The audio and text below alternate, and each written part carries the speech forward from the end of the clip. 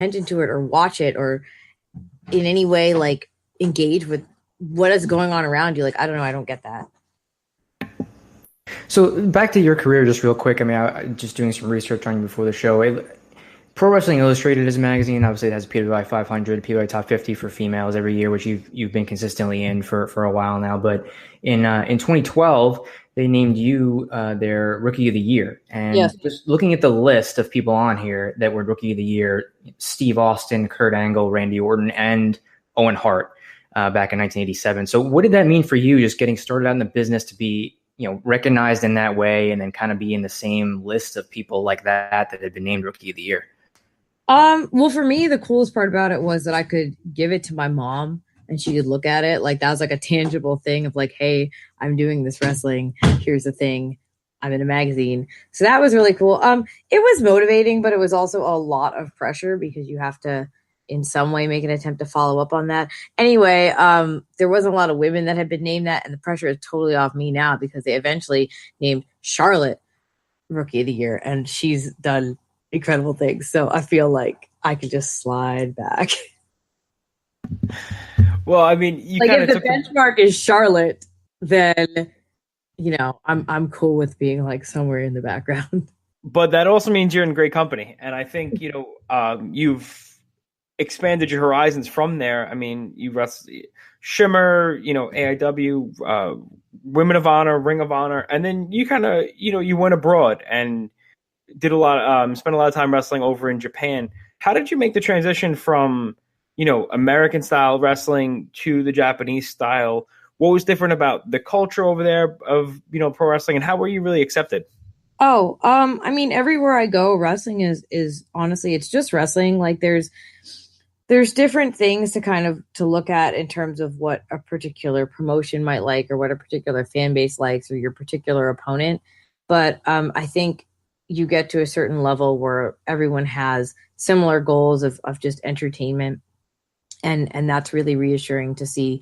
I also try to position myself so that I'm able to work for places that really focus on that as well. So I think that's probably been helpful. But yeah, my goal when I started wrestling was that I didn't really have a goal. I just wanted to wrestle. And now I've kind of matured that a little bit, and my goal is just to travel as much as possible, which is what I'm doing. So I've made, decisions in my career that took me maybe away from more mainstreamy things, but I wanted to travel, and that's what I'm getting to do now. So I'm pretty happy with that. And I don't know if one of those decisions is this, but you are, at the forefront of I don't want to say the intergender, wrestling revolution, but you spend a good amount of your time on intergender matches. I mean, cage matches, some seriously brutal stuff. When do you think the kind of the ideology changed on that, and that became more acceptable? And was that something that you were excited to do from the beginning? I mean, again, same thing. Like, wrestling is just wrestling. It's all just a way of figuring out how to entertain and tell this athletic story that we're trying to tell. So there's different challenges with every single match, and sometimes intergender adds a new wrinkle to the challenge. A lot of times it's a size challenge, or if you're going to play into the gender story. But for me, that's what it's always been. It's just like maybe just a different challenge that you have to undertake in order to have a particular match. And I think that it's become more and more widespread just over time, just people having it in front of them. And of course, there's always going to be people who aren't into it and aren't interested in it. And I've never once tried to convince them otherwise, because to me, that's not the audience. And, if your thought is that this is somehow like some sort of like violent display that you can't get behind, then you probably have other issues that I'm also not going to be able to crack. And for me, like, I wish you would appreciate my work. I wish you would watch this, but I can't spend my time worrying and arguing with people who their opinion is not going to be changed because their opinion is not one that I agree with in probably many aspects of their life. So I just really try to focus on, presenting the best entertainment to the people who want to see it, and not paying a whole lot of attention to people who don't.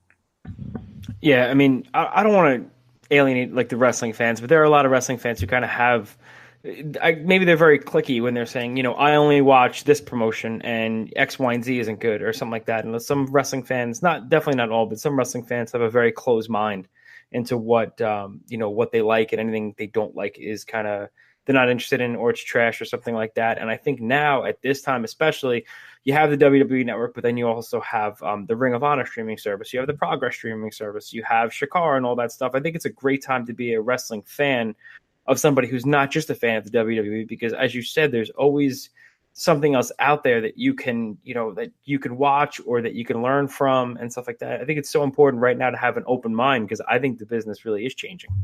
Yeah, I mean, it's rare that I wrestle on a show now these days that either isn't streamed live or pretty much immediately accept. Like everything obviously is still out on DVD or like available through a streaming service, but it's rare that I'm on a show anymore that isn't. And I'm talking about like shows of all sizes everywhere that isn't either immediately accessible because it was streamed live or almost immediately accessible because it's up on a streaming service within like a week.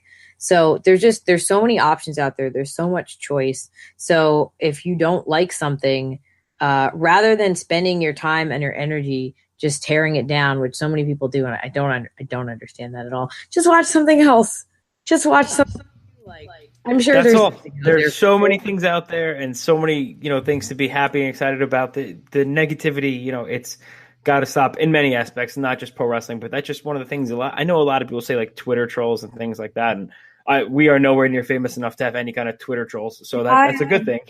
If I don't enjoy like a particular television show, I don't watch it every week and then like write a terrible review of it, or like I don't there's the amount of anxiety and stress that so many people seem to be under as they watch like particular kinds of wrestling they don't like. It's just don't watch it. Watch something else. There's so much other things. Exactly. There's so many other ways you could spend your time, like doing something you enjoy, and just get out there and do it. I know you said you've been, pretty much everywhere. You've wrestled, the who's who in professional wrestling right now. Is there anybody out there that you've had your eye on, maybe, that you haven't had a chance to wrestle yet, and you see them working, you're like, man, I would love to work. I hate this question because I can never think of one answer, and then I always think of like 20 answers later. Damn it, I'm sorry. No, I just like pretty much wherever I go, I see new people, male and female. I'm like, oh, I really want to wrestle them. And sometimes you get the opportunity that time. Sometimes I'll kind of like float the idea for next time. I'm about to go back to the UK for a month in a couple weeks, which I'm really excited about because there's always, opportunities to have brand new matches there. Speedball, Mike Bailey and I are trying to team up as much as possible where we can. And we have a couple tag matches that are booked on that tour. So I'm excited for that. So that's like new opportunities. Like that's new tag wrestling. That's even more people to work with. So I don't know, like I never have like a set list or a set person going. I'm kind of open to anything all the time. I just want to keep having new experiences. I just want to throw out a dream match then. You and Mike Bailey, Candice and Joey. If I know Candice is in NXT now, but if that's an option, doesn't become available anytime soon. I will. You know what? I'll be one of those angry Twitter trolls, and I'll start sending tweets to WWE and say we want Candice out so we could see this match. Honestly, I would prefer that she never become available for another match on the Indies. That's true. I don't blame you. She's doing fantastic things over in in NXT. So now, somebody who hasn't seen you wrestle, they've never seen you wrestle before. This is another one of those questions that might be a lot of answers, so I apologize in advance. But if somebody's never seen you wrestle, just 2 or 3 matches that you could say, hey, watch this, this is who I am.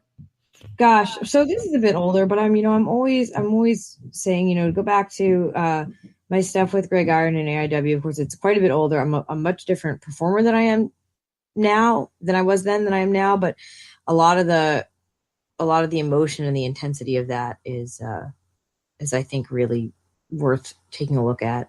I don't know. I don't really discuss my own work ever. I don't know. Like it depends what you're into. I do lots of different kinds of matches and lots of different kinds of styles. So I don't know. I don't really have any recommendations. I know that sounds like a cop out, but I just like I don't know how to, push my own work. But I'm sure like people have opinions of their own or have seen things that they liked or didn't like. Okay, that's fair. Let me ask you, what was one of the most fun matches you've had? How about that? My gosh, yeah, I had a lot of fun matches. Every time I wrestle for Fest down in Florida, that's always a party. Like we do some wild stuff down there. That is a promotion, by the way. Speaking of, places to check out, they put a lot of their content up on YouTube for free, as well as making their full shows available. That's one that I would like everyone to check out. It's Fest Wrestling down in Gainesville. It's just wild. Like it's just kind of a no rules, but sometimes when there are rules, there's wacky rules. We did a hardcore Easter egg hunt a couple weeks ago. That So sounds awesome. That anything at sounds Fest, so cool. anything at Fest is going to be fun. I mean, I try to do everything fun that I can, especially as time goes on. Fun has kind of become the number one thing for me. There's a lot. There's a promotion in England I've worked for called Attack, where we had a Halloween show last year where every year everyone dressed up in costumes, like that sort of stuff. To me, it just these days it's just preferable to anything else. Like it's just fun. If it's not fun, I don't want to do it. And that's fair. And I think that's a mantra that, a lot of people can kind of get behind. 2000, it was December 2016, you posted that you had asked for your release from Ring of Honor. Is that having to do with like you looking to travel and get your name out there more? Was Yeah. that something that kind of built up over time? Yeah. Sometimes you have to figure out like where, like I've talked about fit before, and that's the thing you talk about too with like just any career. Like, do I fit in this office environment? Do I fit, in this clerkship position? Like anything, you have to have a fit. And I felt like the fit was off for me at that time. And they were starting to do some things with women's wrestling. Maybe it wasn't where I wanted it to be, and it's no use for you to just hang around and like be unhappy with something or hang around and complain about it. Like if you have the option, and I had the option, this is what I will stress. Like as we talk about, like, are you happy in your position? Are you happy in your career? Like, of course, a lot of times, like it's just not an option to change what you're doing, or you have to write it out for a little longer. And like that, I know how rough that is because I've been there too. But I had the option to have a little more. I don't want to say freedom because it's not like that wasn't an issue at all. Just have a little more flexibility with what I was doing, and just sort of have to like be out there on my own and find myself, like a sink or swim sort of situation. So that's what I did, and sometimes it comes down to just figuring out where you need to be, and if you are in a position where things are kind of like laid out for you, stuff can start to feel really easy and not challenging and not fun. And I didn't want to be in a position where that was how I felt about wrestling, because if this is a job, then it's a really dangerous job. And I would like it to at least be a fun one. Yeah, and like you said, since then, I mean, you've been to Germany, Japan, Canada, Florida, and so it seems like you've definitely made the right decisions. I know you are a cross world traveler; you're all over the place. Where can people follow? Where you're going to be? Who you're going to be wrestling? Things like that. Where can we find you on social media? So mostly I'm on my Twitter, which is at It's Veda Time. That's where I pretty much keep up and interact the most. I have an Instagram as well, but it's mostly just photos that I also put on Twitter. So I would advise people to go to my Twitter because that's definitely where I'm the most interactive and the one that I remember I have the most. It's Veda Time is the best Twitter handle ever, by the way. So make sure everybody goes follow Veda Scott at It's Veda Time. Also, prowrestlingtees.com/Veda Scott. There are some awesome shirts up there, a lot of cat inspired shirts. And Yes. as an animal lover, I'm totally all behind that. So make sure you check out all of her stuff. Veda, we can't thank you enough for hopping on with us, bearing through all the technical difficulties. We're looking forward to what you have coming up. And everybody out there, again, if you're listening, at It's Veda Time on Twitter, go follow her and go support the Pro Wrestling Tees. There's some awesome shirts on there. Thank you. Thank you, Veda. Have a good night.